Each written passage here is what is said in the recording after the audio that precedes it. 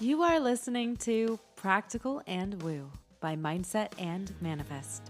My name is Eden, and I invite you to embark on a journey with me to explore the practical and spiritual edges of the unknown for the purpose of allowing you to embody and empower yourself uniquely as you are and to intentionally create and live a life of freedom and fulfillment. Each week, I am going to discuss topics such as energetics, reality creation, manifestation, astrology, tarot, and more to help empower you to live beyond perceived limitations and to practically design your life so it feels like absolute magic every step of the way. Let's dive in. Well, hello, brilliant soul. I was emptying the dishwasher the other day and found myself methodically and very carefully drying one of our knives. The really big and possibly even menacing kind, a true butcher's knife. And what for me started off as an intrusive fear based thought quickly turned into a contemplation that I wanted to bring here for you. A knife is a tool that can slice things like bread and can prepare a nourishing meal, carve beautiful works of art.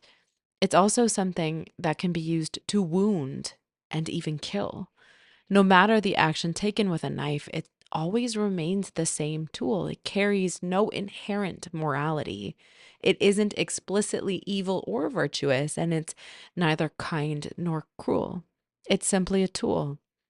The motivation of the person wielding it is what seems to be what its involvement and outcome is determined by. Something I have come to notice in myself, in clients, in personal development spaces, and in spiritual communities, and if I'm being honest, in almost every human being who genuinely wants to become a better version of themselves, is a pattern that often hides beneath the surface.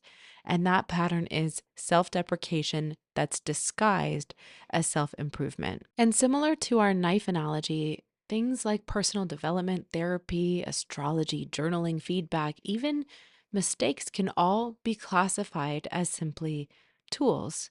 Yet, somewhere along the way, many of us learned how to use particular tools such as these against ourselves. Like when we become aware of a trigger and then decide it means we're failing, or when we learn a new concept and suddenly become responsible for having mastered it immediately. The awareness itself isn't what hurts us, but it's the story that we attached to the tool that does. In this frame, we're using our knife to kill, not nourish. What can begin as a tool for understanding then becomes a weapon for self criticism. So many of us begin our healing journey seeking freedom, more peace, deeper self trust, more confidence. And then somewhere along the way, we convert our growth into yet another impossible standard to achieve, measuring ourselves against our own awareness. The more we learn, the more resources we find to criticize ourselves, then the more conscious we become, the more flaws we can identify. The more tools we seem to gather, the more opportunities we find to conclude that we're not using them correctly. Let's imagine for a moment that we're standing in a kitchen aiming to make a sandwich. We have all of our delicious and delightful ingredients spread across the counter ready for use. Of course, we have our freshly baked, unsliced loaf of bread and other sandwich innards. Everything necessary to create something decadent and nourishing. The sandwich making process requires you to put the components together and requires you to use a knife to slice the bread. But what if, while the sandwich was still being made, and because it wasn't yet made, you chose to cut yourself because you were upset that you still had not yet made the sandwich? This is what we so often do to ourselves. We become so focused on our mistakes, so preoccupied with criticizing our technique that we never actually allow ourselves to create the thing the tools are meant to help us create in the first place. It's downright absurd when you think about it like this, isn't it? Rather than using our benevolently gifted tools to create a greater self understanding, we use them to create stronger arguments against ourselves, with every lesson becoming another reason why we're not enough. with every insight becoming another thing that we should have known already, and every realization becoming yet another opportunity to wonder if we're somehow broken or behind. When it comes to ourselves, we often expect mastery at the exact moment awareness arrives. If, for example, we become aware of a subconscious pattern, we may believe we should have already overcome it. Or if we find a tender spot within us, we may believe it should already be healed. And then, when reality fails to meet this expectation, it's the voice of self deprecation that rushes in to explain why. Perhaps one of the greatest misunderstandings within personal growth is the belief that awareness and embodiment occur simultaneously. Awareness is just point A. It's the moment you discover the destination, not arrive there. Awareness is the introduction to the lesson, not the receipt of its diploma.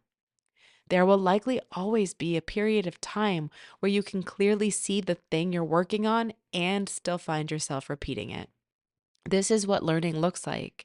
And if you misunderstand this stage, you can accidentally weaponize awareness against yourself, convincing yourself that because you can see the pattern and still struggle with it, then you must not be trying hard enough. You can convince yourself that because you understand the lesson and still stumble, you're somehow lacking. Then you can also convince yourself that because growth is taking time, growth isn't happening at all. But a seed doesn't become a tree the moment it's first touched by sunlight. The question isn't, how will you judge yourself with this? It should be to learn to ask ourselves when we're being met by anything in our life, any experience, demand, or obstacle. We should consider, how will I use this? Or what is the tool being offered to me? Will you choose to use a new insight to deepen your understanding, or a new realization to support your growth? Or will you use it as another reason to attack yourself? The tool remains the same, but the outcome changes according to how it's wielded. Allow yourself to become a wiser steward of the tools you hold in your hands, in your body, and in your heart. The knife is just a knife. The lesson is just a lesson. The feedback is just feedback. But how do you choose to wield them? Perhaps the next time you notice yourself gathering evidence against yourself, give yourself a chance to pause and to ask a different question. With the knife already in your hand, the question isn't whether you have enough tools. It's what you are deciding the tools mean about you and how you're going to use them. And this is the choice that shapes your entire experience of growth. When you take a moment to look around at the messages so many of us received growing up, it's not difficult to understand how all of this has happened. Growing up, we were often rewarded for what we achieved rather than how we learned, or praised for our outcomes rather than our process. The human mind is extraordinarily efficient at whatever it rehearses.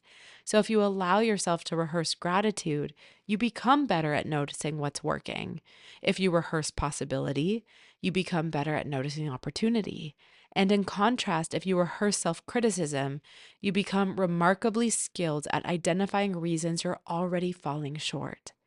Many of us have this rehearsed habit, and it particularly comes online when we learn a psychological concept or an astrological concept or a personal development framework, and then immediately begin using it to explain why we're struggling.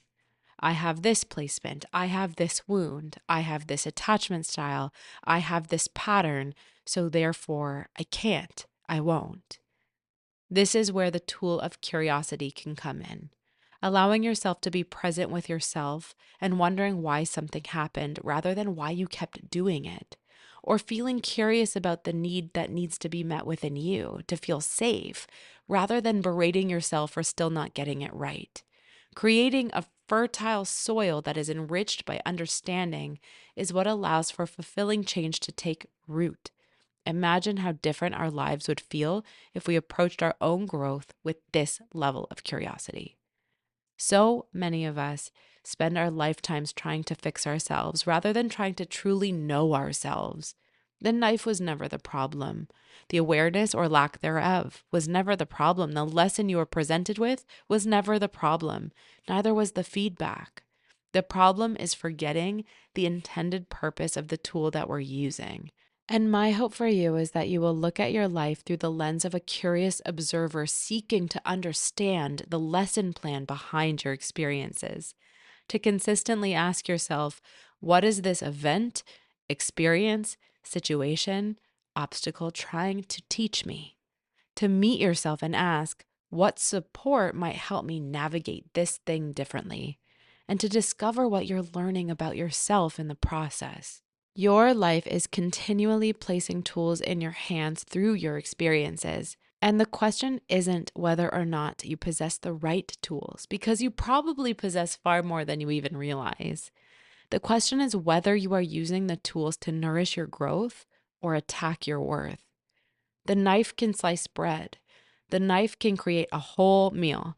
The knife can create nourishment, or it can create harm.